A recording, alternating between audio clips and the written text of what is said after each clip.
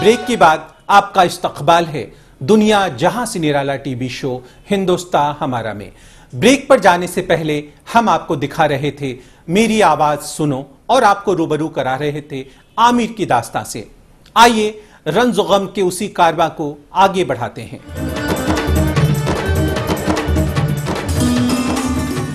आमिर को शायद इस बात का इल्म था कि खुदा के घर में देर है लेकिन अंधेर नहीं। इन्हें अल्लाह ताला की मेहरबानी और वालिदा की दुआओं पर पूरा भरोसा था। ये इनका विश्वास ही था कि इन पर जितने भी केस लगे सबसे इन्हें बरी कर दिया गया। 10 साल में तिहाड़ जेल में रहा और जब मैं दिल्ली के केस मेरे ख़त्म हो गए, उनमें फैसला आ गया, अक्सर मैं बरी हो गया मैं सभी में। उसके बाद मैं यूपी की गाज़ियाबाद जेल में गया, वहाँ का केस था। तो 2007 अप्रैल को मैं ट्रांसफ़र हुआ और जो है वहाँ पर 3 साढ़े 3 साल रहा गाज़ियाबाद जेल में। वहाँ गाज़ियाबाद जेल का केस बरी होने के बाद फिर मुझको हरियाणा की जेल में ट्रांसफ़र कर दिया गया, रोहतक में। वहाँ कुछ समय रहा, वहाँ से रोहतक से मैं हरियाणा से बरी हुआ 2012 जनवरी में। मैं अभी 6-8 महीने पहले मैं जो है रिलीज़ हुआ। 14 साल बाद जब ये जेल से बाहर निकले तो इनकी दुनिया पूरी तरह बदल चुकी थी। जिस घर को ये खुशियों भरा छोड़कर आए थे, अब वहाँ मायूसियत फैली हुई थी। घर में बीमार माँ और कर्ज के अलावा कुछ और नहीं बचा था। जब लौटा तो सभी कुछ लॉस पाया। वालिद साहब को जो है अपने नहीं पाया, वफ़ात हो चुकी थी। वालिदा साहबा को जो है बीमार बिस्तर पे पाया, ब्रेन हेमरेज, ब्रेन अटैक हो चुका था और राइट साइड उनकी पैरालाइज हो चुकी थी कि अब भी उनसे बोला नहीं जाता है और मैं उनके मुंह से बेटा सुनने को तरसता हूँ। बिजनेस ख़त्म हो चुका था, अपने फैमिली को मैंने कर्ज में पाया। अभी भी काफ़ी कर्ज है जो कि आहिस्ता आहिस्ता मैं चुका रहा हूँ। जेल से निकलने के बाद भी बदनामी के दामन ने इनका साथ नहीं छोड़ा।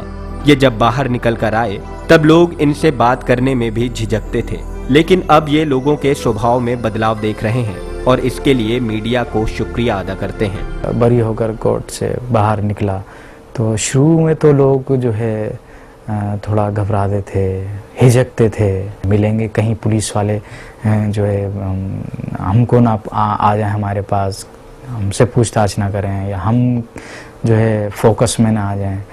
और लेकिन वो झिझक आहिस्ता आहिस्ता जो है ख़त्म होती रही और इसका जो क्रेडिट जाता है वो मीडिया को जाता है।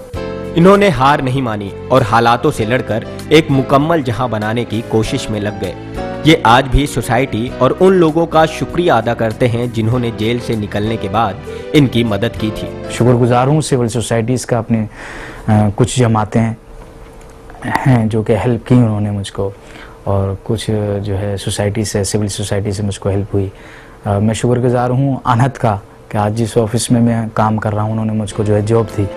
जेल में बिताए हर लम्हे इनके जहन में आज भी ताज़ा हैं। जिंदगी में जितने उतार चढ़ाव उन्होंने देखे हैं उस पर वे एक किताब लिख रहे हैं। वो किताब जल्द ही तैयार होने वाली है और मैं अपनी ज़िंदगी पर किताब लिख रहा हूँ इस पीरियड के ऊपर, और उन चीज़ों को मैं इसमें लाऊंगा। जेल में रहकर भी इन्होंने तालीम से वास्ता रखा। इन्होंने जेल में रहकर ही BA सेकेंड ईयर तक की डिग्री हासिल की। जेल से बाहर आकर आज वे अपनी अधूरी तालीम पूरा करने में लगे हुए हैं। जेल के अंदर अच्छे लोग मिले तो उनसे जो है सलाम दुआ रखी, नहीं तो अकेले रहे और अपने जो दोस्त बनाए वो मैंने अच्छी किताबों को दोस्त बनाया। जेल के अंदर Indira Gandhi national open university centre Tihar jail number 3 के अंदर इस सेंटर है। मैंने उसके अंदर दाखिला लेकर BPP कोर्स किया, क्लियर किया। उसके बाद ग्रेजुएशन मैंने अंदर की। लेकिन बदकिस्मती से मेरे रास्ता एक ऐसे जेलर साहब से हुआ जो कि कुछ कम्युनल माइंड के थे, अच्छे बुरे लोग होते हैं। हमारे जैसे दहशतगर्दी के इल्ज़ामात में जो बंद होते हैं लोग, उनको जो है वो पढ़ते या उनको अच्छे से टाइम पास करते हुए वो देख नहीं पाए और मेरे ऊपर उन्होंने हमला करवाया कैदियों से ज़रिए, और जो है मेरी जो किताबें थीं वो छीन ली गई और मेरे कपड़े छीन लिए गए और मुझको 5 महीने के लिए कोठरी के अंदर 24 घंटे बंद कर दिया गया। तो वहाँ पर मैं BA सेकेंड ईयर में था और मेरी वो तालीम वहाँ पर रुक गई। लेकिन अब मैं बाहर निकला हूँ तो मैंने अपनी वो जो तालीम रुकी हुई थी उसको फिर से शुरू किया। इग्नू में मैंने दाखिला लिया है और जो है मैं पढ़ने हर हफ्ते जाता हूँ। सैटरडे संडे को मेरी क्लासेस होती हैं। आमिर बचपन में एक पायलट बनना चाहते थे, लेकिन इस हादसे के बाद वो अपनी अधूरी तालीम पूरी कर वकालत की डिग्री हासिल करना चाहते हैं। वकालत की डिग्री हासिल कर ये ऐसे लोगों की मदद करना चाहते हैं जो बेगुनाह होने के बावजूद भी कानून के दांव पेच में फंसकर दोषी करार दे दिए जाते हैं।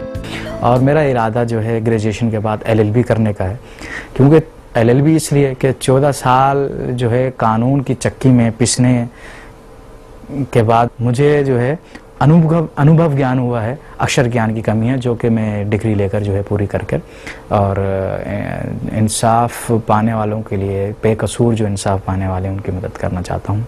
हमारी जो कानूनी जो सिस्टम है उसमें सुधार होने की ज़रूरत है। उसमें सुधार इस तरीके से कि केस का ट्रायल काफ़ी लंबा चलता है।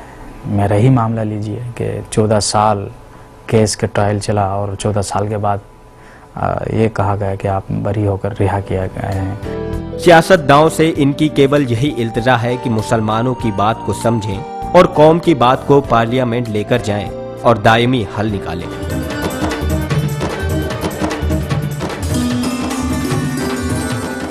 मेरी आवाज सुनो की पेशकश के बाद अब वक्त है एक छोटे से ब्रेक का, पर आप कहीं जाइएगा नहीं, क्योंकि ब्रेक से वापस लौटने के तुरंत बाद हम पेश करेंगे किरदार और आपको रूबरू कराएंगे फिल्म वास्तव के सुलेमान भाई के किरदार से।